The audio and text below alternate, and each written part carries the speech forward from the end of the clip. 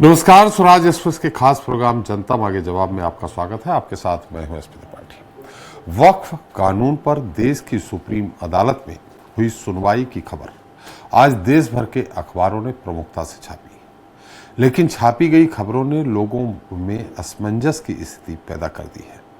कहीं छपा है कि वक्फ संशोधन कानून पर रोक लगा दी गई है, कहीं आंशिक रोक की बात लिखी है, तो कहीं छापा गया कि सुप्रीम अदालत ने केंद्र सरकार को कुछ नियमों का पालन करने को कहा है। बहरहाल केंद्र को 7 दिन के भीतर अपना जवाब दाखिल करना होगा, जिसके बाद अदालत ने सुनवाई की अगली तारीख तय कर दी है।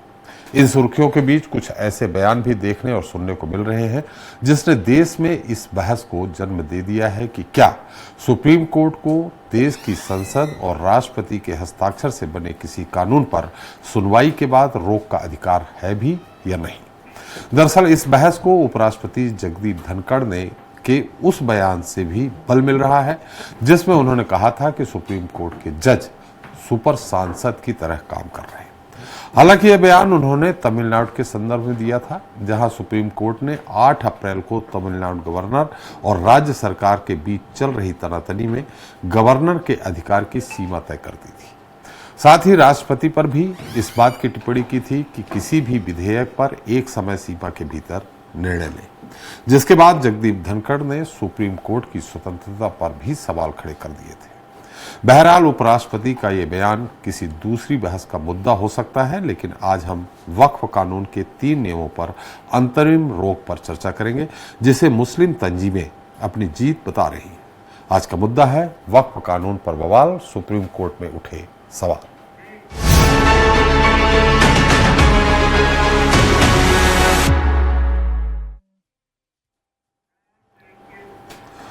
तो 16 और 17 अप्रैल को सुप्रीम कोर्ट में गहमागहमी का माहौल था। CJI Sanjeev Khanna, justice PV Sanjay Kumar और जस्टिस केवी विश्वनाथन की बेंच एक ऐसे मामले की सुनवाई कर रही थी जिस पर देश भर की निगाहें थी। केंद्र की ओर से सॉलिसिटर जनरल तुषार मेहता थे, तो दूसरी तरफ कपिल सिब्बल, राजीव धवन, अभिषेक मनु सिंघवी जैसे दिग्गज वकील अपनी दलीलें रख रहे थे। सुनवाई के बाद जो फैसला देश की सुप्रीम अदालत ने सुनाया, उस पर अब मिली जुली प्रतिक्रियाएं आ रही है। कोई इसे अपनी जीत बता रहा है, तो कोई सुनवाई को ही गैर संवैधानिक करार दे रहा है। आज इस पर चर्चा करेंगे, लेकिन एक देख लेते हैं रिपोर्ट। वक्फ संशोधन कानून पर सुप्रीम कोर्ट में 2 दिन की सुनवाई के बाद अदालत ने वक्फ घोषित संपत्ति पर यथास्थिति बनाए रखने को कहा है। साथ ही कोर्ट ने केंद्र सरकार को जवाब दाखिल करने के लिए 7 दिन का वक्त भी दिया है। इस बीच सरकार को सुप्रीम कोर्ट के 3 निर्देश भी मानना होंगे। नंबर 1, वक्फ बोर्ड पर केंद्र के जवाब तक वक्फ संपत्ति की स्थिति नहीं बदलेगी। कोर्ट से वक्फ घोषित संपत्ति डी नोटिफाई नहीं होगी, चाहे वो वक्फ बाय यूजर हो या फिर वक्फ बाय डीड। इस बीच वक्फ बोर्ड और केंद्रीय वक्फ परिषद में कोई नई नियुक्ति नहीं की जाएगी। सुप्रीम कोर्ट में सुनवाई के दौरान वक्फ संशोधन कानून को कांग्रेस ने असंवैधानिक करार देते हुए इसे अल्पसंख्यकों के अधिकारों पर हमला बताया है। ये सिर्फ मामले को मुसलमान या अल्पसंख्यक की नजर से देखना सही नहीं होगा। ये मामला निश्चित रूप से उनके संबंध का है, लेकिन ये संविधान की आत्मा का सवाल है सर्वोपरि रूप से। अगर आज एक समुदाय के धार्मिक संस्थानों पर कब्जा हो सकता है, तो कल हर अल्पसंख्यक संस्था खतरे में होगी। वहीं AIMIM चीफ असदुद्दीन ओवैसी ने वक्फ संशोधन कानून को पूरी तरह से असंवैधानिक करार देते हुए अदालत से इंसाफ मिलने की बात कही है। हम पूरे उस बिल को उस एक्ट को अनकॉन्स्टिट्यूशनल मानते हैं, और ये आर्टिकल 25, आर्टिकल 26, 14 और 15 और 29 का ग्रेव वायलेशन है। ये हम पहले से ही बोल किया है और आज फिर आपके सामने रिपीट। वक्फ विधेयक के असंवैधानिक होने के सवाल पर बीजेपी सांसद और ज्वाइंट पार्लियामेंट्री कमेटी यानी JPC के अध्यक्ष जगदम्बिका पाल ने चैलेंज करते हुए दावा किया है कि अगर समिति की रिपोर्ट कानूनी रूप से गलत पाई गई तो मैं अपने पद से इस्तीफा दे दूंगा। मैं 100%, मैंने 1-2 बार और कहा कि अगर जो हमने रिपोर्ट बनाई है वो जो कहा जा रहा है कि अनकॉन्स्टिट्यूशनल है, या मतलब कहा जा रहा है कि धार्मिक स्वतंत्रता को मतलब इस पे हस्तक्षेप करता है, मैं इस्तीफा दे दूंगा। बहरहाल सुप्रीम कोर्ट में दाखिल 70 से ज्यादा याचिकाओं की जगह चुनिंदा याचिकाओं पर ही सुप्रीम अदालत ने सुनवाई के लिए हामी भरी है। केंद्र सरकार को 7 दिन के भीतर अपना जवाब दाखिल करना होगा, जिसके बाद याचिकाकर्ताओं को जवाब के लिए 5 दिन की मोहलत दी जाएगी। मामले में अगली सुनवाई 5 मई को होना तय किया गया है। इस मामले में फैसले के लिए अब देश भर की निगाहें सुप्रीम अदालत पर टिकी हैं। Bureau report, Swaraj express. तो आज का मुद्दा है वक्फ कानून पर बवाल, सुप्रीम कोर्ट में उठे सवाल। इस पर ज्यादा चर्चा के लिए मौजूद हैं निशिकांत पांडे जी हैं, बीजेपी प्रवक्ता रायपुर से हैं, फिरोज सिद्दीकी जी हैं, कांग्रेस प्रवक्ता भोपाल से हैं, मनोज यादव जी सपा के प्रदेश अध्यक्ष भोपाल से हैं, राम गुप्ता जी आप प्रवक्ता दिल्ली से हैं, के त्रिपाठी जेडीयू प्रवक्ता लखनऊ से हैं और संभव को सोगानी जी हैं सुप्रीम कोर्ट के एडवोकेट हैं। आप सभी का इस खास कार्यक्रम में स्वागत है। सब पहला सवाल संभव जी, जो भी ये फैसला हुआ क्या है अभी जो कल हुआ है, बड़ी इसमें लोगों को असमंजस की स्थिति में है कि रोक लगा दी, कहीं पढ़ रहा हूं कि रोक लगा दी, कहीं पढ़ रहा हूं कि नहीं लगाई गई है, कहीं किसी की जीत की बात हो रही है। और अनुच्छेद 142 क्या है? देखिए, इसमें त्रिपाठी जी पहले मैं बताऊंगा संक्षिप्त में जी। वक्फ जो एक्ट अमेंडमेंट एक्ट पास हुआ है वो 8 अप्रैल को पास हुआ जी। एक बार पास हो जाने के बाद सुप्रीम कोर्ट में उसको चैलेंज किया गया जी। ये एक संवैधानिक अधिकार है, कर सकते हैं आप। तो आप कई लोगों ने जिनको इनमें आपत्ति थी उन्होंने चैलेंज किया जी। अब चैलेंज की जो बिंदु हैं वो उनके अमेंडमेंट्स में। इसकी जब हियरिंग हुई तो इसमें हियरिंग में जो स्ट्रेच में हियरिंग होने के बाद कोर्ट का ये ऑब्जर्वेशन था। देखिए, एक फैसला एक अलग चीज होती है, ऑब्जर्वेशन एक अलग चीज होती है। ऑब्जर्वेशन माने जब जिस चीज पे कोर्ट एक बार अपना कहना चाहिए प्रक्रिया बताती है। तो उन्होंने कहा कि अगर आप एक बोर्ड है उसके अंदर नॉन मुस्लिम लोगों को मेंबर बना रहे हैं तो क्या आप इस तरीके से हिंदू बोर्ड को कंपैरिजन करते हुए कि दूसरे धर्म के में दूसरे धर्म वालों को आने देंगे क्या? जी। एक दूसरा, आप जब डी नोटिफाई करने बोलेंगे कि हर एक प्रॉपर्टी जो वक्फ की है उसमें आपको बाय डीड या बाय यूजर साबित करना पड़ेगा, तो उनका ये कहना था कि देश आज़ाद हुआ 1947 में, उससे पहले जो मस्जिद बने होंगे उनके कागज अब मिलना इस एक्ट के अंतर्गत तो पॉसिबल ही नहीं है। तो इस तरीके से अगर आप आएंगे तो उसको डी नोटिफाई कर देंगे। अब उसके लिए क्या प्रावधान है उसको क्लैरिटी नहीं है। तो कहने का क्या मतलब है, इन 2 पॉइंट पे सीजीआई की कोर्ट का ऑब्जर्वेशन है कि भाई ये जो मुझे लगते हैं प्राइमरीली ऐसा लगता है कि इस पे विचार करना चाहिए, इस पे सोचना पड़ेगा जी। अब इसी को लेकर नोटिस इशू किया गया है। नोटिस इशू करके उस टाइम स्टेट के गवर्नमेंट के जो वकील हैं वो भी वहां थे, उन्होंने अपना जो समय लिया जवाब लेने के लिए और उन्होंने इसका अश्योरेंस दिया कोर्ट में कि जब तक ये नेक्स्ट हियरिंग में हम जवाब नहीं लगा देते, जब तक हम उस एक्ट में इन 2-3 बिंदुओं के ऊपर अभी कोई कार्यवाही नहीं करेंगे। देखिए, ये क्या हुआ, ये एक तरीके से कहते हैं हम कोर्ट में अंडरस्टैंडिंग से ऑब्जर्वेशन देना और अंडरटेकिंग देना। इसको ये बोले कि इसका माननीय कोर्ट ने स्टे कर दिया या अब उसको लागू नहीं होने देंगे, तो वो कहना थोड़ा सा गलत होगा। हाँ, पर यह बात सही है कि कोर्ट जब किसी चीज़ पे अपना ऑब्जर्वेशन देता है, कंसर्न बताता है और उसको जब स्टेट के लॉयर्स या दूसरे लॉयर्स जो होते हैं वो उसको अपेयर होकर अश्योर करते हैं, तो इस बात का उल्लंघन ना हो उसको ध्यान में रखते हुए उस पे कार्रवाई जब तक नहीं करते जब तक उस कोर्ट में उस जगह पे क्लैरिटी ना हो। तो ये बात है जो इस विषय में अपने को देखनी है। एक बार फिर से ये बता दें कि वो 2 बिंदु कौन से हैं, दर्शक सुन लें। जी, एक जो बिंदु इसके अंदर है वो है कि डी नोटिफाई नहीं की जाएगी वक्फ की सभी पुरानी संपत्तियां। जी। पुरानी संपत्तियों से कहने का मतलब है कि आज एक्ट पास हुआ है, अब इसके अंदर पूर्व में कौन सी चीज फैली गई है, क्योंकि वक्फ में कैसा था कि एक सेक्शन 40 के अंतर्गत वो नोटिफाई करते थे कि ये वक्फ की जमीन है। जी। अब जब उन्होंने उसको नोटिफाई कर दिया तो उसके रीजन है कि वो नोटिफाई करते कैसे हैं, या तो किसी ने डोनेट की हो, उसकी उनके सेल डीड हो, जी, रजिस्ट्री हो, या फिर उनके पास उसकी कुछ लिखा पड़ी हो। जी। अब ये कहने का मतलब है कि 1947 की आजादी के बाद के कागज या उसके बाद के सेल डीड तो मिल सकते हैं, लेकिन जो उससे पुराने चले आ रहे हैं उसके डॉक्यूमेंट का वेरिफिकेशन आज करना संभव नहीं है। तो मतलब तो उनका अभी जो आपके पुराने जितने भी वक्फ में अभी तक संपत्ति है, उस संपत्ति में अभी आप कोई भी डी नोटिफाई कर उसको वक्फ की प्रॉपर्टी से निकाल कर सरकारी जमीन या किसी की प्राइवेट जमीन घोषित नहीं करेंगे। जी। दूसरी कोई पॉइंट और आप एक ये पॉइंट था। दूसरा जो वक्फ के अंदर उन्होंने बताया है कि आपका जो एक बोर्ड बन रहा है उस बोर्ड के अंदर नॉन मुस्लिम्स को मेंबर्स बनाने का प्रोविजन है। जी।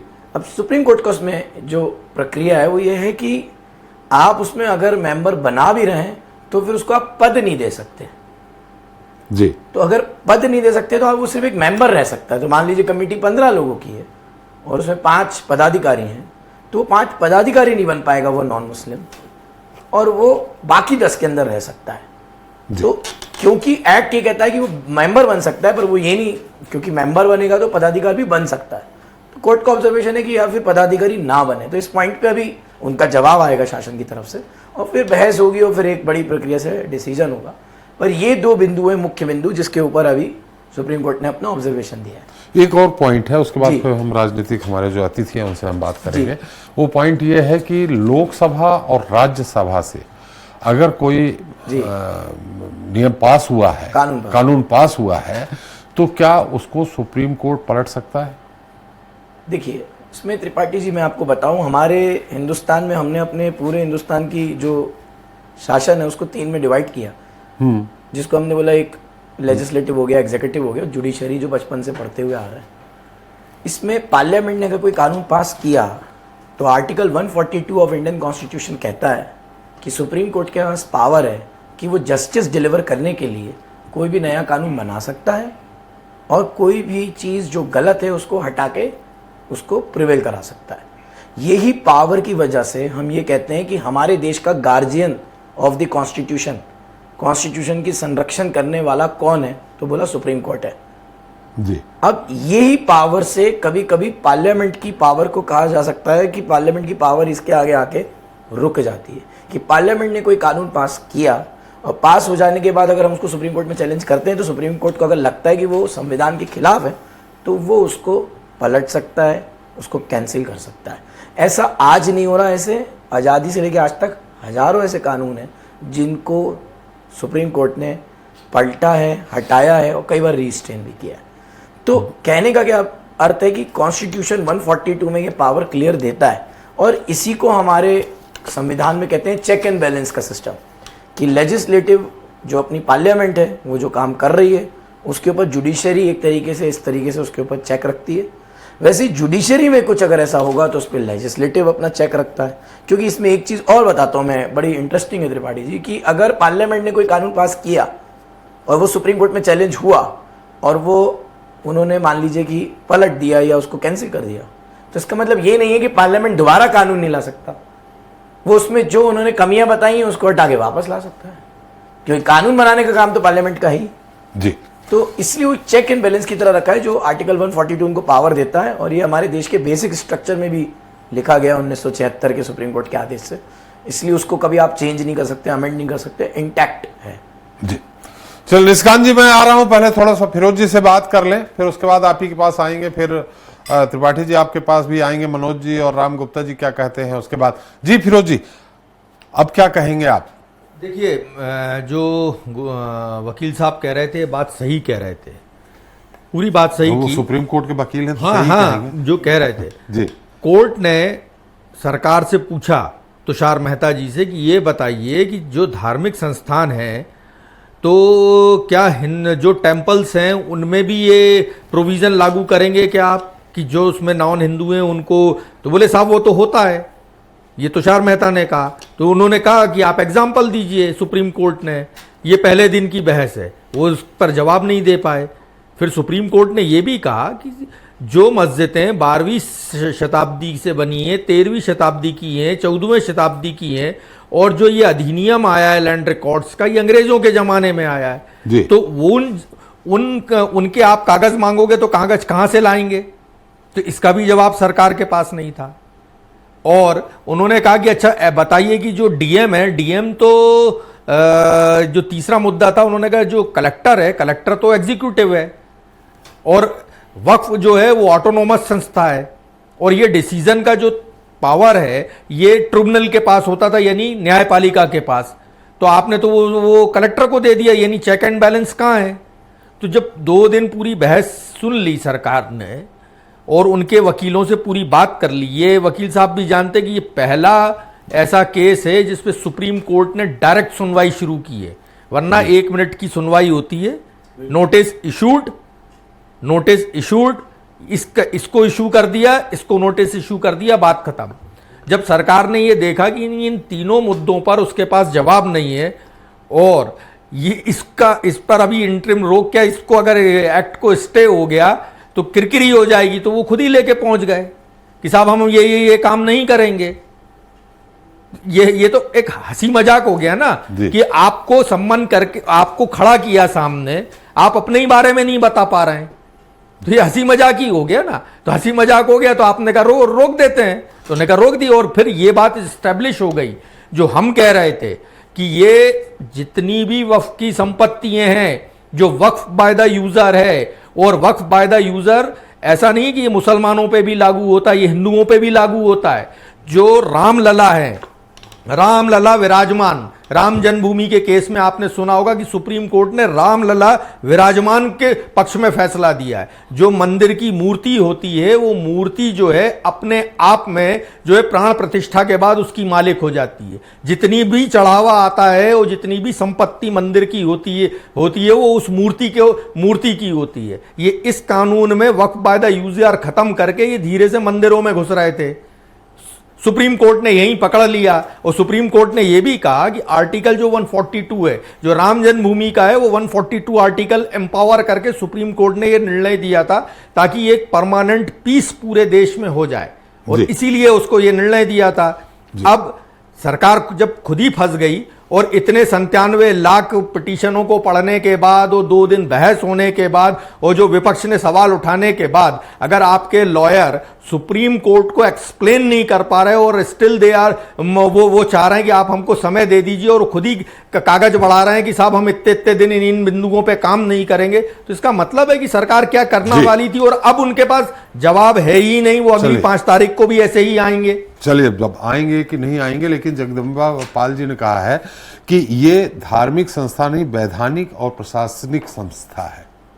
इसका काम धार्मिक संस्थानों की देखरेख करना है। मस्जिदें, दरगाह, कब्रिस्तान, ये हमारे धार्मिक संस्थान है जी। तो इसका जो वर्किंग जो है वो हमारे इन संस्थानों की देखरेख करना है। वक्फ करना यानी इस्लाम में अल्लाह के नाम पर वक्फ कर दी जाती है जमीन, दान दे दी जाती है और वो अल्लाह की हो गई, तो ये भी एक इस्लामिक लॉ है। तो ये कैसे कह सकते हैं कि आप इसका स्ट्रक्चर कुछ भी हो, लेकिन ये जो है हमारी जो धार्मिक गतिविधियां उनके लिए एक स्टैच्यूटरी बॉडी है ये। चले निशिकांत जी, फिरोज जी ने कहा है कि आप माने सरकार की किरकिरी हो गई है पूरी तरह से।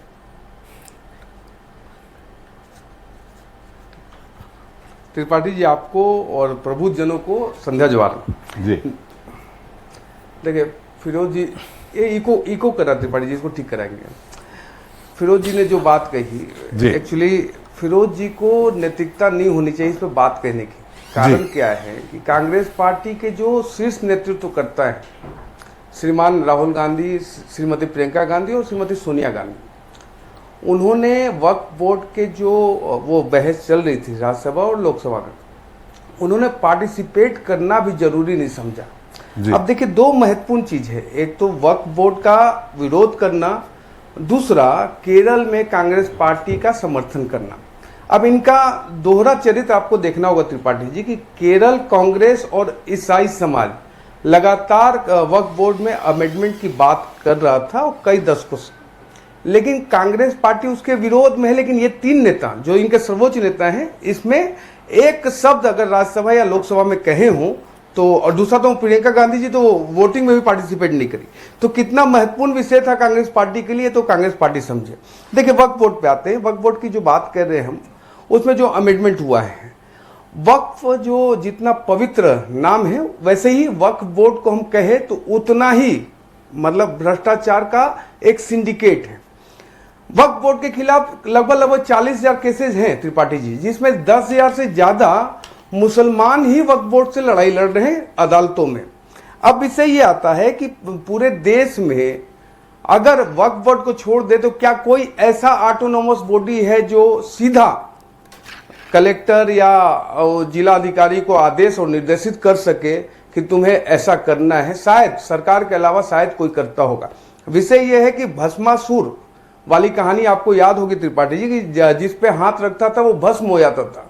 वैसे ही ठीक बनाया गया वक्फ बोर्ड को कि जहां उंगली कर देगा, जहां हाथ रख देगा, वो जमीन वक्फ बोर्ड की हो जाएगी। और कई, चाहे आप गुरुद्वारा की बात करें, चाहे चर्च की बात करें या प्राइवेट लैंड की बात करें, कई तरह से इसमें चीजें सामने आई हुई हैं, अदालतों में केस चला। लेकिन हो क्या रहा था कि जब ट्रिब्यूनल अगर किसी के खिलाफ, प्राइवेट व्यक्ति या किसी मतलब गैर मुस्लिम के खिलाफ अगर आदेश पारित करता है, तो आप हाई कोर्ट, जो कि इतना बड़ा मतलब वाइड रेंज है, वहां पे आप जा नहीं सकते, डायरेक्ट रीट के माध्यम से जा सकते थे। अभी क्या है कि जब जमीन का विषय आता है तो क्या होता है, हम और आप जमीन का लड़ाई के लिए कहां जाते हैं?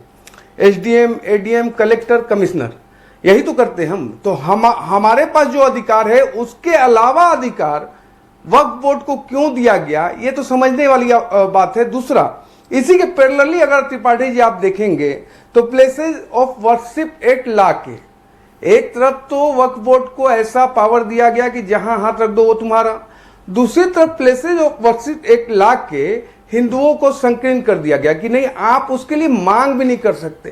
तो दोहरा चरित्र आपके समक्ष है। तीसरा, कि वक्फ बोर्ड के पास होने के बाद, वक्फ बोर्ड का जो बिल पास हुआ, उसके बाद आप देखेंगे तमाम, चाहे पसमानदा मुसलमान हो, अहमदिया हो, चाहे वोरा हो, कई मुसलमानों के बड़े क्षेत्रफल से लोग आके साधुवाद कर रहे हैं। आप देखे होंगे जिस दिन ये बिल पास हुआ है, उस दिन भोपाल से लेकर दिल्ली से लेकर यहाँ छत्तीसगढ़ में भी जश्न मना रहे थे मुसलमान। उसका कारण क्या था कि वक्फ बोर्ड का जो जन्म ही हुआ था कि बेवा को, गरीब शोषित पीड़ित मुसलमानों को संरक्षित करने का, उनको आगे बढ़ाने का, उनके लिए विकास के कार्य करने का, ऐसा उनकी मंशा रही होगी। लेकिन क्या हुआ कि कुछ सिंडिकेट बना के, बड़े मुल्ला मौलवी सिंडिकेट बना के उस जमीन को किराए पे देना शुरू किए। जिस प्रकार से अमित शाह जी ने राज्यसभा में और लोकसभा में बताया कि लाखों की संपत्ति मॉल है और किराया आता है 12,000 रुपया। ये मुतवलियों का खेल, ये मौलवियों का खेल, क्या देश के मुसलमान नहीं समझ रहे थे? लेकिन अब जब भारतीय जनता पार्टी की सरकार आदरणीय नरेंद्र मोदी जी के नेतृत्व में उनके साथ न्याय करने का प्रयास कर रही है, तो ये जिस प्रकार से सीए पे भ्रम की स्थिति पैदा कर रहे थे, उसी प्रकार ठीक कांग्रेस पार्टी और तमाम इंडी गठबंधन इसमें भ्रम की स्थिति पैदा कर रही है। रही बात न्यायालय की, माननीय न्यायालय ने जो इस पे ऑब्जर्वेशन रखा है, उसका सम्मान करते हुए अभी तो समय है। अगर इसको फिरोज जी जीत मानते हैं तो मैं उनको साधुवाद देता हूं। आने दीजिए समय। आपके समक्ष ये बिल बिल्कुल उसी स्वरूप में, जिस स्वरूप में पास किया गया है राज्यसभा और लोकसभा से, उसी स्वरूप में सुप्रीम कोर्ट से भी बाहर आएगा।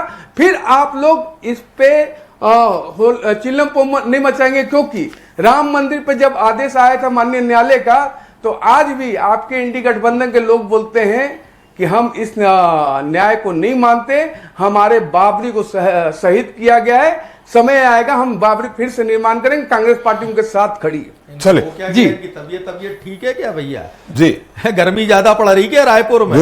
तो कब बोले हम लोग, जरा दिखाओ, आप बताओ, आप कब बोले, बताइए ना। ठीक है, अरे आपके मुंह पे कालोच पोती सुप्रीम कोर्ट ने, कालोच पोती आपके मुंह पे सुप्रीम कोर्ट ने, उसने ये कह दिया कि ये मंदिर तोड़ के मस्जिद नहीं बनाई गई थी। जी, कहा था ना, सुप्रीम कोर्ट ने ही कहा है ना। और आप ही कहते थे कि आस्था का निर्णय जो है वो कोर्ट नहीं कर सकता, वरना पहले बना ले। फिरोज जी अभी हमारे पास और अतिथि है, निशिकांत जी, इस बहस पे नहीं है, तो द पॉइंट अपने पॉइंट रखें। बाबरी को हम विध्वंस किए। निशिकांत जी, दो लोगों के बीच में हमारा समय समाप्त हो जाएगा। हमारे पास और भी अतिथि हैं, कृपया अपना पॉइंट रखें, बहस नहीं करें। आज बहुत अच्छा मुद्दा है, इसमें खासकर सुप्रीम कोर्ट का मुद्दा है। क्या कहेंगे मनोज जी, आपके समाजवादी पार्टी क्या कह रही? के त्रिपाठी जी, मैं आपके पास लास्ट में आऊंगा। अभी राम जी के पास, आप प्रवक्ता के पास जाएंगे, राम गुप्ता जी के पास, फिर मनोज जी से बात करेंगे, उनके पास जाएंगे, फिर मैं आपके पास आऊंगा। जी मनोज जी। धन्यवाद त्रिपाठी जी, आपने बड़ा अच्छा विषय पे आज डिबेट रखी है। जी, भारतीय जनता पार्टी की नीतियां जो हैं वो स्पष्ट नहीं हैं। जी, कोई भी काम करती है बिना स्टडी के करती है। जैसे बात करें कि नोटबंदी की, उन्होंने 2000 का नोट चलाया फिर बंद कर दिया। इसी तरह ये बिल जो लेके आए हैं, इन्होंने पूरा स्टडी किए बिना, सरकार आपका बहुमत है लोकसभा में, राज्यसभा में, उसको पास तो करा लिया, लेकिन सुप्रीम कोर्ट ने समझा उस चीज़ को कि ये गलत है, तो तो सुप्रीम कोर्ट ने अपना फैसला दिया है और फैसला भी नहीं दिया, रोक जो लगाई है, सुप्रीम कोर्ट ने रोक लगाई है। हम लोग शुरू से विरोध में हैं। समाजवादी पार्टी हमारे विद राष्ट्रीय अध्यक्ष के सबने वोटिंग की और पुरजोर विरोध किया, चाहे लोकसभा हो चाहे राज्यसभा हो। समाजवादी पार्टी इस बिल के खिलाफ है। जो माननीय सुप्रीम कोर्ट का न्याय आएगा उसका पालन करने वाले हम लोग हैं, चाहे मंदिर का किसी का भी मसला रहा हो।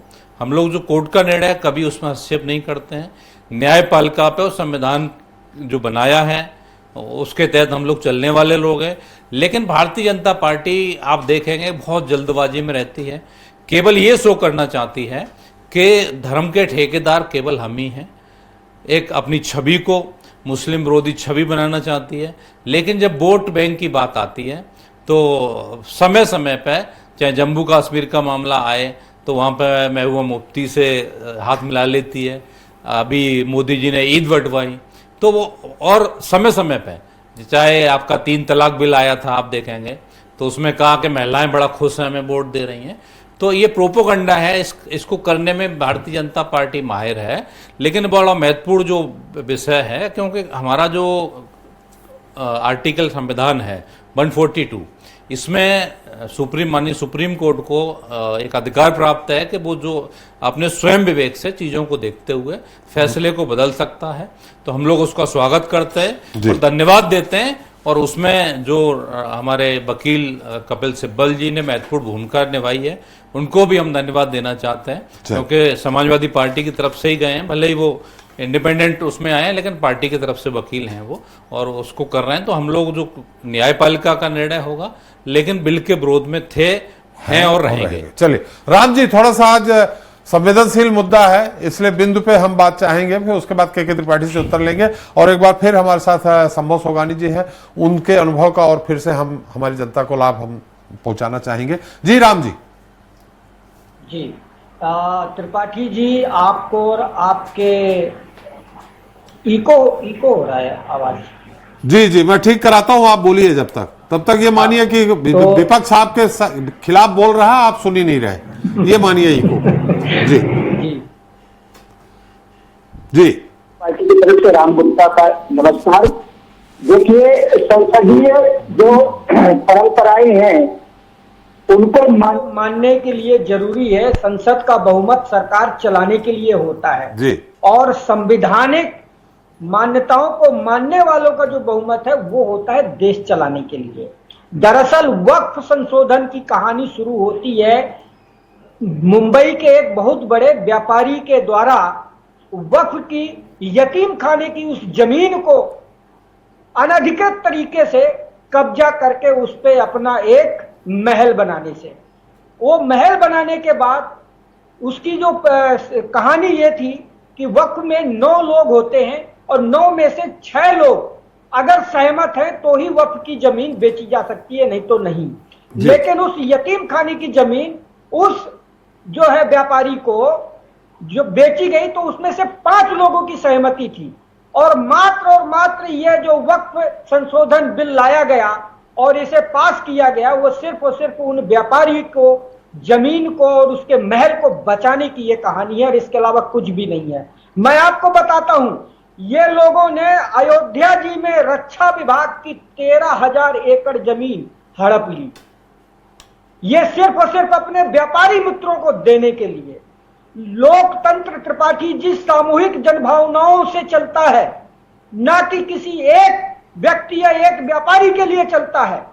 इनका आर्टिकल, इन्हें पहले दिन जब आपको याद करिए संसद में जब बहस चल रही थी तो जो है आर्टिकल 26 पर बहस हुई। आर्टिकल 26 जो है साफ लफ्जों में कहता है कि ये जो कानून इन्होंने संशोधन किया है ये सीधा सीधा वायलेशन करता है आर्टिकल 26 का। आर्टिकल 26 कहता है कि अलग अलग धार्मिक मान्यताओं को मानने वाले अलग अलग लोग अपनी अलग अलग धार्मिक मान्यताओं पर आधारित जो संपत्तियां हैं उनका वो प्रबंधन कर सकते हैं, पूजा पाठ कर सकते हैं। यही धारा 26 कहती है। अब आप मुझे बताइए कि जितने भी अंतरिम रोक लगी है, क्या ये तीनों जो 2-3 जो भी जिन पर रोक लगाई है कल हमारे सीजीआई साहब ने, ये तीनों चीजों को अगर आप कंपेयर करेंगे तो वो सीधे सीधे आर्टिकल 26 के वायलेशन की ओर इशारा करती है जी। आप अभी यहाँ पर सुप्रीम कोर्ट के वकील साहब बैठे हैं, संभव जी, आप इनसे भी पूछ सकते हैं कि आर्टिकल 26 मेरे से ज्यादा वो एक्सप्लेनेशन दे सकते हैं जी। तो मेरे कहने का मतलब है कि अभी निशिकांत पांडे जी बड़ा चरित्रवान बन के बातें कर रहे थे। इनसे पूछे कि इस देश के जो प्रधानमंत्री हैं, क्या वो जब वक्फ बिल पर जो है चर्चा हो रही थी, तब क्या हमारे देश के प्रधानमंत्री जी आए थे उस वक्फ बिल पर चर्चा करने के लिए? दूसरा, जेपीसी के जो प्रेसिडेंट है, जो अध्यक्ष है, उनका जो बयान आया, आप उनसे पूछिए कि कितने लोगों ने मेल किया और विपक्ष के कितने सांसदों ने, जो जेपीसी के मेंबर हैं, उन सारे मेंबरों के जितने भी सुझाव थे, उन सारे सुझावों को इन्होंने डस्टबिन में डाला। और यह बात जेसीबी के मेंबर, हमारे शीर्ष नेता आदरणीय सांसद संजय सिंह जी ने अपने बयान में सार्वजनिक रूप से संसद से निकलते हुए कहा भी था ये बात, और ये आरोप भी लगाया था। मैं उन्हीं के उस बयान को कोट करते हुए आपके चैनल में ये बात कह रहा हूं। तो मेरे कहने का मतलब है, इनका ये पहली बार नहीं हुआ है त्रिपाठी जी। इसी प्रकार इन्होंने हठधर्मिता दिखाते हुए एक व्यापारी को फायदा पहुंचाने के लिए इन्होंने कृषि कानून, वो जो 3 काले कानून लाए थे, उसकी चर्चा आज मत करिए, इसकी चर्चा राम जी मत करिए, उसकी चर्चा मत करिए अभी। सिर्फ फिरोज जी, उन्हीं की बात, उसमें भी अंबानी थे, इसमें भी अंबानी है। अंबानी मेंशन है, जो इब्राहिम खोजा की जमीन है, जो 35 करोड़ रुपए में 750 करोड़ की प्रॉपर्टी ले ली, इसलिए ये पूरा वक्फ का नाटक जमाया गया पूरे देश। चलिए फिरोज जी आ गई, एक एक करके मैंने पहले ही कहा है, बहुत संवेदनशील मुद्दा है, बहस नहीं करेंगे, अपना अपना पक्ष रखेंगे, बहस नहीं करेंगे, बहुत संवेदनशील मुद्दा है। त्रिपाठी जी 30 सेकंड में पूरा खत्म करूंगा जी। 30 सेकंड में त्रिपाठी जी बहुत देर से इंतजार कर रहे हैं। के त्रिपाठी जी संक्षेप में। नहीं, मैं सिर्फ ये कह रहा हूं कि जो एसजी तुषार मेहता जी ने कल और परसों 2 दिन जो कुछ भी सुप्रीम कोर्ट में बोला है, वो सरासर झूठ बोला है, बरगलाया है। और मैं आपके चैनल के माध्यम से ये मांग करता हूं कि अगर कोई उन पर लीगल एक्शन हो सकता है तो लीगल एक्शन लिया जाना चाहिए। चलिए, और उसका सारा सबूत हमारे पास है। चलिए राम जी, आप दिल्ली में ही हैं, वहीं सबूत दे दीजिएगा। के त्रिपाठी जी, अब आप सबसे वरिष्ठ हैं, आप बहुत अच्छे से जानते हैं वक्त, और इस समय एक नई व्यवस्था चालू हो गई है। सुप्रीम कोर्ट के जजमेंट पे भी सवाल उठाए जाने लगे। वो छोटे मोटे आदमी नहीं उठा रहे हैं, उपराष्ट्रपति उठा रहे हैं, सुपर सांसद तक बोल रहे हैं। 142 को वो कह रहे हैं कि लोकतांत्रिक शक्तियों के खिलाफ एक परमाणु मिसाइल की तरह से काम किया जा रहा। मतलब इस वक्फ बोर्ड अधिनियम पे जो फैसला आएगा, उस पर भी निश्चित आगे आने वाले समय में सवाल उठ सकता है। जी, मुल्क में जब राजीव गांधी जी मुल्क के प्रधानमंत्री थे जी, उस समय साहबानों जी का एक केस आया था जी, और साहबानों वाले केस में एक गरीब महिला को उसका हक दिलाने के लिए सुप्रीम कोर्ट ने एक बहुत अच्छा कानून पास किया था जी। उतना शायद ही कोई अच्छा कानून हो हिंदुस्तान में। उस महिला को सिर्फ अपना एक चाहिए था कि उसका भरण पोषण के लिए, और राजीव गांधी के जो 424 पार्लियामेंट मेंबर थे और उसके जो उसके मंत्री थे, और उन्होंने जो है इस्तीफा देकर के इस कानून से कहा कि भाई ये गलत हो रहा है, और उसके बाद फिर संसद से कानून बनता है कि भरण पोषण की कोई जरूरत नहीं। ये मुल्क वो है, वहां से चल रहा है। और उसके बाद फिर चले आएंगे इमरजेंसी के दौर में। आपसे कहेंगे इमरजेंसी के दौर में कांग्रेस ने क्या किया, एक रात में सारी फंडामेंटल राइट्स को वापस कर लिया। इस मुल्क को कानून, आप ये बताएंगे उनको कानून क्या होता है, संविधान क्या होता है। एक रात के अंदर सारे फंडामेंटल राइट, लाखों आदमी को जेल में डाल दिया, और 4 जस्टिस को बाईपास करके चीफ जस्टिस बना दिया गया। तो ये मुल्क वहां से चल रहा है। अब मुल्क के सामने सवाल तो नहीं है, और मुल्क को एक बड़ा अधिकार है हिंदुस्तान की सुप्रीम कोर्ट को कि भाई जो कानून बनता है संसद से उसकी समीक्षा करे। आर्टिकल 142 में है। तो ये भी एक सवाल है। लेकिन सवाल ये है कि इस मुल्क में जो ये समस्या पैदा हुई है, वो समस्याओं का जब अंबार लग गया है, जब तमाम मुकदमे दायर हो रहे हैं, ये मुकदमा कोई हिंदू नहीं दायर कर रहा है, मुसलमान ही दायर कर रहे हैं कि उनका हक और हकूक कैसे मिले गरीबों को। और जब आपने 1995 में किया समझौता, किससे आपने बात की? मुल्क के किस एक आदमी से आपने कोई राय लिया? किसी संसद से राय लिया? पार्लियामेंट में लालू प्रसाद जी कहते हैं कि इसे भ्रष्टाचार है, इस पे इतना कड़ा कानून बनना चाहिए, तो लूट का पैसा है इसमें, कि आप निकाल करके उसको देख लीजिए पार्लियामेंट में जो उनका है 2013 में। तो ये सारी चीजें तो ये मुल्क देख चुका है ना। तो उसमें अगर गरीबों को जो पसमानदा हमारे हैं, क्योंकि हम बिहार से ज्यादा ताल्लुकात रखते हैं, वहां गरीबों की संपत्ति जो है उसको धारा 40 में इतना बड़ा अधिकार दे दिया गया था, जहां हाथ रख देंगे, जहां गमछा फेंक देंगे वो सत्ता हो जाएगी। इस तरीके के सवाल जब मुल्क में उठने लगे, तब इस कानून में पार्लियामेंट ने एक बड़ा कानून किया है, एक बड़ा दायरा दिखाया, स्टेक होल्डर से बात की है, सारे लोगों को आमंत्रित किया है, जेपीसी किया है, कानून बनाने का काम उनका काम है। लेकिन त्रिपाठी जी अभी विपक्ष ये कह रहा है कि इसमें ठीक से स्टडी नहीं की गई, अध्ययन नहीं किया गया, इस कारण सुप्रीम कोर्ट ने रोक लगा दी। हालांकि 5 को क्या होना है, ये सुप्रीम फैसला आता है तभी बात की जा सकती है, लेकिन इसमें अभी फिलहाल हम आपसे सवाल जो कर रहे हैं। अधिकार तो है ही है पार्लियामेंट, वो तो मैं तो कह रहा हूँ जो अधिकार है 142 में अधिकार है, वो जो फैसला लेगी वो हम सब मानेंगे भाई। ये कहा हुआ जब भी सुप्रीम कोर्ट का कोई फैसला इस तरीके का आया। लेकिन एक सवाल तो है, एक सवाल इस मुल्क में पैदा हो रहा है कि क्या सुप्रीम कोर्ट सबसे बढ़िया अथॉरिटी है या हमारा लेजिस्लेटिव, ये हमारा संसद? तो एक सवाल तो पैदा है कि पावर कहाँ सेंट्रलाइज होगा, कानून कौन बनाएगा? या जनता से चुन के आते जनता से संबंधित कानून बनाएंगे, या वो समीक्षा वो करेंगे जो कोलेजियम से आते हैं? ये मुल्क को एक सोचना पड़ेगा। एक सवाल तो है आज, इस सवाल का जवाब आने वाली पीढ़ी हमसे जरूर करेगी कि नहीं ये कोलेजियम के लोग ही करेंगे हमारी परीक्षण, या जनता के द्वारा चुने हुए लोग करेंगे जी। तो एक आपको इस पे तो बहस होनी है, और ये बहस का मुद्दा है, और इसकी बहस की या तो लोकतंत्र बड़ा है या तो कोलेजियम के लोग बड़े, तो सोचना पड़ेगा आपको। त्रिपाठी जी अगर 80-20 करके अगर कोई मुख्यमंत्री आए और एक पार्टी हो जो अल्पसंख्यकों को जगह ही ना देती हो, तो वो ये फैसला कर लेगी क्या? आज फिरोज भाई वक्त पे बात हो रही है, वक्त पे मेरा अच्छा मैं वक्त पे बात करता हूँ। फिरोज जी एक मिनट, आपका समय आएगा। एक मिनट आप ही की बात कर रहा हूँ त्रिपाठी साहब, सबसे बात नहीं हो पाएगी। अरे त्रिपाठी साहब मैं आप ही की बात कर रहा हूँ, लास्ट बात कर रहा हूँ इनसे। ये के त्रिपाठी साहब, आप अपनी पार्टी के लोगों को, मुसलमानों को नहीं समझा पा रहा है कि पसमानदा लोगों का काम है। बस एक लाइन आप मुझे समझा दो तो हम भी आपके बिहार के लोगों को समझा दें। रोज इस्तीफों की झड़ी लगी है, आपके कार्यकर्ता कह रहे हैं भैया मुसलमानों के मोहल्ले में नहीं जा पा रहे। चले अब मुझे लाइन 2-4 लाइन बता दीजिए। समय हमारा कम है, समय कम है फिरोज जी, इन लाइनों पे अगर बात करेंगे तो हम सबसे बात नहीं कर पाएंगे। संक्षेप में त्रिपाठी जी, बहुत संक्षेप में। त्रिपाठी जी संक्षेप में बात अपनी बात करूंगा जी। फिरोज भाई को मैं बताना चाहता हूँ, नीतीश कुमार को यहाँ पसमानदा सबसे ज्यादा चाहता है। अगर किसी ने काम किया है मुल्क में तो सबसे ज्यादा अगर पसमानदा का काम, और जो आपकी जितनी भी संपत्ति थी वक्त उसको कितनी बड़ी सुरक्षा उन्होंने दी।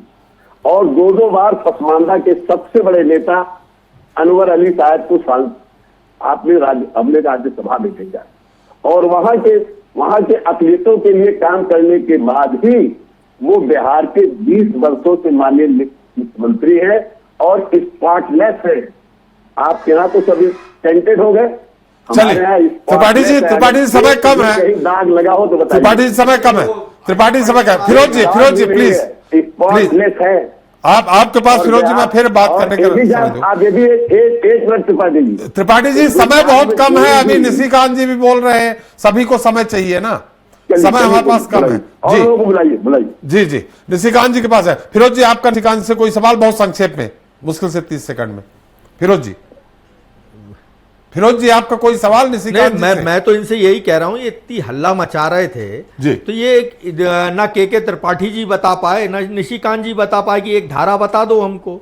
और ये तो पूरा खेल ही वही है, इब्राहिम खोजा की जमीन अंबानी मेंशन की बचाना है और इसके बाद ये वक्फ तो एक बहाना था, इनका मठ मंदिरों के ऊपर जो अरबों खरबों रुपए की संपत्ति है, ये वक्फ बाय द यूजर हटा के ये उसी रास्ते पर जाने चाहते थे। अभी ये मस्जिदों से पूछेंगे, 4 दिन बाद ये मंदिरों से कहेंगे, और इनकी विश्व हिंदू परिषद और इनके रुक जाइए 1 मिनट, इनकी विश्व हिंदू परिषद और इनके जो साधु संत है विश्व हिंदू परिषद के, वो तो कह ही चुके हैं कि है ना, अब ये जितनी मंदिर हैं इनका पीढ़ी दर पीढ़ी के जो महंत है उनको छुड़ा। राम जी आपका समय आएगा, बोलिएगा, दोनों लोगों की आवाजें नहीं आ पाएंगी, दोनों लोगों के, मैं फिर आऊंगा आपके पास। नहीं मैंने बोल दिया नहीं तो नहीं सुन पाए, फिरोज जी भी बोल रहे थे, आप भी बोल रहे थे, सुनाई नहीं दिया। चलिए मैं बोल देता हूं, मैं ये कह रहा हूं कि उत्तर प्रदेश में जितनी भी वक्फ बोर्ड की जितनी भी संपत्तियां हैं उनकी 80% संपत्तियों पर मौजूदा भारतीय जनता पार्टी की सरकार की नीयत खराब है। चलिए बोल दिया निशिकांत जी। ताजा उदाहरण राम जी खत्म हो गया। निशिकांत जी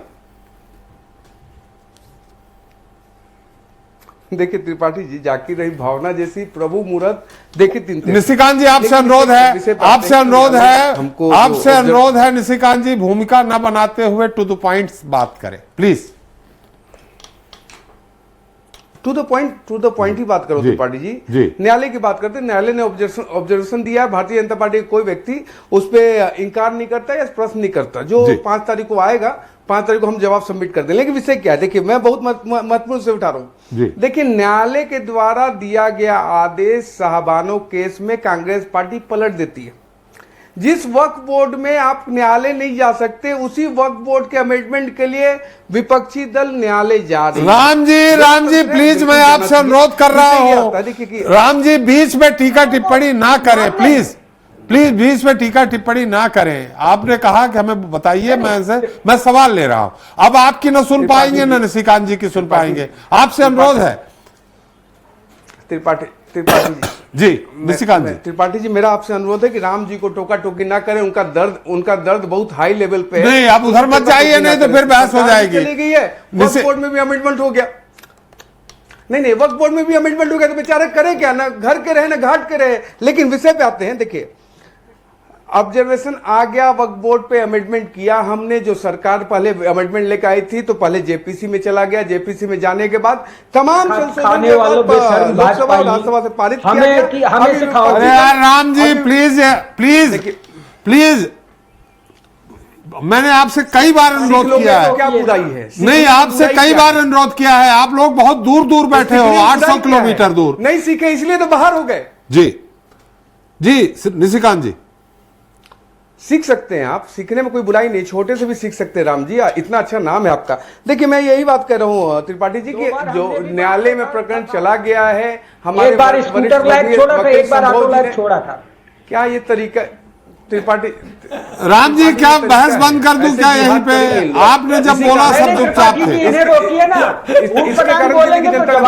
पतंग मिलेगा जी। मैं तो शांत हूँ जी। हाँ तो चलिए निशिकांत जी, बोलने के कारण तो दिल्ली की जनता ने फेंका है आपको बाहर। चलिए उधर फिर आप निशिकांत जी उनको उकसाइए मत, और आप तहमत कीजिए कि मैं उत्तर बोल रहा हूँ। आप लोगों को 3 साल बाहर कर रखा था, चलिए याद करिए। चलिए ठीक है, अरे ठीक है, फिर मुद्दा वहां दूसरी तरफ चला गया। मैं चाह रहा हूं इस संवेदनशील मुद्दे पे बात हो, दूसरी तरफ बात ना हो प्लीज। जी निशिकांत जी, लेकिन आपने साहबानो प्रकरण कहा, मैं भी आपको बता दूं, हालांकि ये अलग मुद्दा है, सुप्रीम कोर्ट के फैसले को मोदी जी ने भी बदला था। मुझे रखने दीजिए। SC एक्ट को मोदी जी ने बदला है। जी प्लीज। नहीं मैं ये कह रहा हूं, साहबानो केस हो, चाहे इंदिरा जी को अयोग्य घोषित करने वाला मामला हो, चाहे कैबिनेट के द्वारा अध्यादेश पारित करने के बाद एक अदना सा सांसद असाधारण डीएनए का मालिक उसको बकवास बोल के फाड़ देने का मामला हो, सभी जगह लोकतंत्र की हत्या हुई है। यहां पे क्या है कि राज्यसभा और लोकसभा से पारित एक बिल को विपक्षी दल सुप्रीम कोर्ट में लेके गए हैं। मैं उनको कहता हूं कि बिल्कुल पूरी ताकत लगाइए, पूरी ताकत के साथ लड़िए, लेकिन ये तो बताइए कि इतना महत्वपूर्ण लड़ाई चल रहा है, इसमें राहुल गांधी, प्रियंका गांधी और श्रीमती सोनिया गांधी क्यों मौन धारण करके बैठी हुई है? इसका जवाब तो आपसे मुसलमान समाज भी पूछेगा। अगर आप उनकी लड़ाई लड़ रहे हैं तो विषय ये है कि एक केरल के वोट बैंक को टारगेट करना है, दूसरा पूरे देश के मुस्लिम को टारगेट करना है। लेकिन देश के मुसलमान इसके समर्थन में खड़े हैं और देश का मुसलमान देख भी रहा है कि जिस प्रकार उनके वक्त फिरोज जी हम आपके पास ही आ रहे हैं। अरे फिरोज जी हम आपके पास ही आ रहे हैं। मैं तब से अनुरोध कर रहा हूं, आप लोग संयम ही नहीं रख पा रहे हैं। उनकी बात खत्म होने दीजिए, मैं आपके पास, आप उत्तर दीजिए। उन्होंने सवाल किया है कि राहुल जी, सोनिया जी या प्रियंका जी क्यों मौन साधे हुए थे, वोटिंग में क्यों भाग नहीं लिया, ये वो सवाल कर रहे हैं। अपनी बात खत्म करें निशिकांत जी। यही मैं बोला त्रिपाठी जी कि सबका अधिकार है, लोकतंत्र में सबके पास अधिकार होता है। आप जाइए न्यायालय में आपको क्या रिबेट मिलता है आपको देखने वाली बात है। लेकिन अगर आप इसको जीत मानते हैं तो मैं बोलता हूं कि आप अंधेरे में रहना चाहते हैं, आप अंधेरे में रहिए। जिस प्रकार से राज्यसभा और लोकसभा से ये बिल पास हुआ है उसी प्रकार सुप्रीम कोर्ट से भी पास होगा, इसमें कोई किंतु परंतु नहीं है। चलिए फिरोज जी अब आप प्लीज बीच में नहीं, ये उन्होंने जो सवाल किया है उसका उत्तर देखिए। ऐसा है कि 140 करोड़ की संसद जो है वो संसद बिल पास कर सकती है, लेकिन इस देश में कॉन्स्टिट्यूशन सुप्रीम है, एक बात।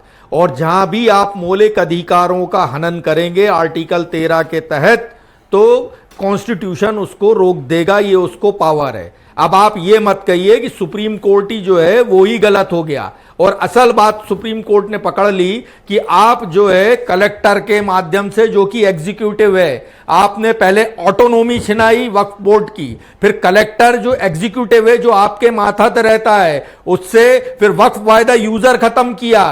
तो जो अरबों खरबों रुपए की हमारी इस मस्जिदों के साथ जो संपत्तियां अटैच हैं, उन संपत्तियों को जो है कलेक्टर के नाम के माध्यम से डी नोटिफाई करना चाहते थे और डी नोटिफाई करके उनको सरकारी घोषित करके अपने सेठों को बेचना चाहते थे। ये पोल आपकी जो है खुल गई। सवाल किया और है इसके बाद इस मुद्दे पे राहुल जी या सोनिया राहुल जी के नेतृत्व में ही, क्योंकि आप जितना समय दिया गया था उन्होंने राहुल जी के नेतृत्व में ही पूरी उन्होंने टीम लगाई, उसके बाद सुप्रीम कोर्ट में टीम लगाई। रही बात प्रियंका गांधी जी की, तो उनके कोई संबंधी बीमार थे अमेरिका में, गंभीर रूप से बीमार थे, इसलिए वो लोकसभा अध्यक्ष से परमिशन लेके वो छोड़ के गई थी। बाकी जो सोनिया गांधी जी थी वो राज्यसभा में थी और राहुल गांधी जी थे वो लोकसभा में थे। वो बिल्कुल, कांग्रेस पार्टी भी एक पार्टी है वक्फ के खिलाफ।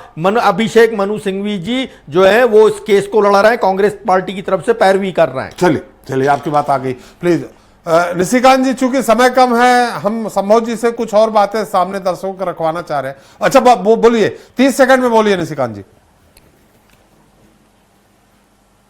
देखिए, फिरोज जी ने कहा कि प्रियंका जी के संबंधी वहां अमेरिका में बहुत क्रिटिकल स्टेज में है, तो फिरोज जब प्रियंका जी के हो सकते हैं संबंधी, तो सोनिया जी के और राहुल जी के भी संबंधी हो सकते हैं। क्या ये भी कहना चाहते हैं क्या आप कि वो उसके अलग से संबंधी होंगे? संबंधी तो तीनों परिवार के एक ही होंगे ना। लेकिन सोनिया गांधी जी और राहुल गांधी जी क्यों चुप थे, इसका जवाब तो दे दो आप। कि एक शब्द इतने महत्वपूर्ण बिल पे, जहां पे आपकी चोरी पकड़ी गई, लोकतंत्र की हत्या हो रही है, वहां पे राहुल जी, अरे चोरी पकड़ी गई।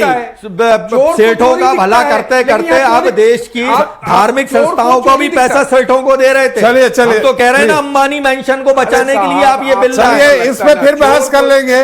निशिकांत जी और फिरोज जी, आप सिर्फ दो लोगों के बीच में बहस होगी, इसमें फिर से आधे घंटे का समय ले लेंगे, फिर आधे घंटे का समय ले लेंगे। मनोज जी आप संक्षेप में, फिर हम संभव जी के पास जाना, बहुत संक्षेप में। मनोज त्रिपाठी जी 30 सेकंड चाहिए मुझे। हाँ दे रहे हैं आपके पास। अरे आपको नहीं देंगे तो किसको देंगे भाई, आप हमारी तरफ के हैं, बिरादरी वाले हैं। चलिए, क्या न्यायालय का फैसला जो त्रिपाठी जी आएगा वो तो आएगा जी, लेकिन कहीं ना कहीं इस बिल को लाने में बीजेपी की नीयत में खोट है जी। यदि आप देखेंगे तो जिसका जो घर होता है, किसी भी व्यक्ति का हो, वो अपने घर को बेहतर संभाल सकता है, कोई दूसरा सलाह दे सकता है केवल। तो इन्होंने जो, जैसे अंबानी का मामला आया कि उन्होंने जमीन हड़पने का काम किया है गलत तरीके से, तो इसी तरह जैसे रेलवे को बेचा, वेल और गेल को भारतीय जनता पार्टी बेच रही है, लगातार कर्जा ले रही है। तो इस वक्फ बोर्ड को भी जो केवल नियम जो लाया गया है संपत्तियां बेचने के लिए और केवल अपना पेट भरने के लिए और बड़ा भ्रष्टाचार करने के लिए, यदि आप देखेंगे तो सिर्फ 30 सेकंड लेंगे कि राम मंदिर में जो ट्रस्ट बना के जो जमीनें आसपास बहुत बड़ा घोटाला हुआ, इन लोगों ने किसानों से सौदा किया, वहां पर लोगों से जमीनें ली और फिर उसी को महंगे रेट में बेची स्वयं भारतीय जनता पार्टी के नेताओं के द्वारा। इसी तरह ये कानून लाके कहीं ना कहीं इनका खुद का स्वार्थ है उसको हासिल करना चाहते हैं। चलिए संभव जी बहुत सारी 142 अब राम जी ने हमारी बिरादरी के हैं, पत्रकार हैं, इसलिए उनके साथ थोड़ा सा हमारा विशेष रहता है। आर्टिकल 26 का उन्होंने कहा उल्लंघन किया है। एक दूसरा, जिस तरह से सुप्रीम बम कहा जा रहा है, लोकतांत्रिक शक्तियों के खिलाफ परमाणु मिसाइल का उपयोग किया जा रहा है, धनखड़ साहब कह रहे हैं, इसमें कितनी सच्चाई है, क्या है? देखिए इसमें जैसे उन्होंने कहा कि राष्ट्रपति जी की सीमा वो बांध ही नहीं सकते हैं। ठीक बात, देखिए वो भी संवैधानिक कोर्ट नहीं है। नहीं उसको मेरा ऐसा कहना है, मेरा इसमें ऐसा विचार है। पहले तो मैं जो रामजी गुप्ता जी की बात है उसको पहले कवर कर देता हूँ कि आर्टिकल 26 का वायलेशन है, ऐसा जो विरोध पक्ष में केस लगाए उनका कहना है। आर्टिकल 26 सही है, वो कहता है कि आप अपनी रिलीजियस प्लेस का एडमिनिस्ट्रेशन कर सकते हो, लेकिन क्या वक्फ सिर्फ रिलीजियस प्लेस की ही एडमिनिस्ट्रेशन करता है, ये देखना पड़ेगा, नंबर 1। नंबर 2, सिर्फ प्रॉपर्टी का मैनेजमेंट जो किया जाता है वो क्या रिलीजियस मैनेजमेंट को माना जाएगा? क्योंकि रिलीजियस मैनेजमेंट और रिलीजियस की प्रॉपर्टी का मैनेजमेंट दोनों अलग अलग बातें है ना। रिलीजियस मैनेजमेंट मतलब कि उनके धर्म के जगह पर, धर्म स्थान पर जाने के तौर तरीके वो तय कर सकते हैं, लेकिन उस प्रॉपर्टी को किस तरीके से रखना है उसको आर्टिकल 26 मेरा कहना है कि वो थोड़ा सा उसमें इंटरप्रिटेशन का एक विषय है जो माननीय सुप्रीम कोर्ट करेगा, क्योंकि कोर्ट के मामले में ये कोर्ट के पेंडेंसी में है, इसलिए इस पर कहना ठीक नहीं होगा। दूसरा बात की है कि इसकी ऑटोनॉमी खत्म कर दी। ठीक आप इस पे भी रोशनी डालिए। सही बात है, मेरा फिरोज जी आप ये बात सही है कि ऑटोनॉमी खत्म नहीं होनी चाहिए, लेकिन क्या वो संवैधानिक तरीके से हुई है? अब क्योंकि ये कोर्ट में पेंडिंग है, इसलिए मैंने कहा कि मैं इस पे अपना राय देना ठीक नहीं होगा हमारा आपका। बाकी एक बार जब फैसला होगा उसके बाद हम टिप्पणी दे सकते हैं। दूसरी बात इसके अलावा जो आपने पूछी आर्टिकल 142 की, तो देखिए कैसा है, मैंने आपको पहले भी बताया कि संविधान कॉन्स्टिट्यूशन जो हमारे देश का है उससे ही चलना है ये देश, और इसमें सुप्रीम कोर्ट को एक सुप्रीम पावर दी गई है और आज नहीं दी गई, 1947 से दी गई है। मेरा कहना है जब भी कोई सरकार आएगी उसको हमेशा ये चुभेगा, उसको इसलिए चुभेगा क्योंकि वो सरकार की नीतियों को चेक करने वाला कोई बैठा होगा। सरकार चाहे किसी की भी हो, कांग्रेस की हो, बीजेपी की हो, लेकिन मेरा मानना है कि अगर न्यायपालिका जो जनता की आवाज को आगे रखती है, जो जनता के लिए बैठती है, उसके पास अगर ये पावर नहीं रही तो फिर हमारा लोकतंत्र जो हम कह रहे हैं राष्ट्रपति को भी निर्देशित कर सकते हैं क्या? देखिए मैं आपको एक बात बताऊं, राष्ट्रपति जी को जो पावर दी गई है उसको वो लिमिट नहीं कर रहे हैं, लेकिन उसको रेगुलेट तो किया जा सकता है। देखिए एक समय सीमा तो बांधनी होगी कि आपके पास बिल गया है तो आप उस बिल को कब तक करेंगे। मेरा ये मानना है कि सुप्रीम कोर्ट ने डिसीजन दिया है, मैं इससे सहमत हूं। अगर आप उसे समय सीमा नहीं देंगे तो देखिए इससे क्या हुआ कि विल ऑफ द पीपल, जनता की राय किसके पास है? पार्लियामेंट के पास है। पार्लियामेंट ने कोई कानून पास किया, अब प्रेसिडेंट उसको साइन ही नहीं कर रहा है, तो जो जनता से जीत कर आया है उसने कोई चीज बनाई है और उसकी चीज बनाने के बाद प्रेसिडेंट अगर उसको बिना रीजन के रोक के बैठा है तो वो संवैधानिक नहीं है। इसलिए उसमें समय सीमा दी है, आप 90 दिन में तय कर दीजिए। अगर मना नहीं किया है, आप 90 दिन में तय कीजिए ना। इसमें अगर सुप्रीम कोर्ट इस बिल के अगेंस्ट में फैसला देते हैं फिर पार्लियामेंट क्या करेगा? नहीं देखिए पार्लियामेंट के तो पावर दोबारा ला सकता है, उस चेंजेस को लेके वापस ला सकता है, फिर सुप्रीम कोर्ट उसको बदल सकता है, दोबारा जाए तिबारा ले आइए। नेशनल जुडिशियल जो कमीशन है, मैं आपको 2 मिनट में बताता हूँ, 1947 के बाद अभी उसके ऊपर एक्ट बना 2020 में, उसको नल एंड वॉइड डिक्लेयर कर दिया सुप्रीम कोर्ट ने, जो वो लेकर आए थे पहले, इससे पहले की सरकार। फिर क्या हुआ? वापस ले आइए आप, रोक थोड़ी है। जो चीज उन्होंने बताई है कि अनकॉन्स्टिट्यूशनल है उसमें चेंजेस करके ले आइए आप जी, तो लाया कभी भी जा सकता है, वो पार्लियामेंट के पावर है। चलिए हमारा समय समाप्त हो रहा है। त्रिपाठी जी चलते चलते 30 सेकंड आपकी राय, क्या होना है आगे? आप तो इतने बुजुर्ग और इतने अनुभवी हैं, क्या आप बता सकते हैं क्या होने वाला है?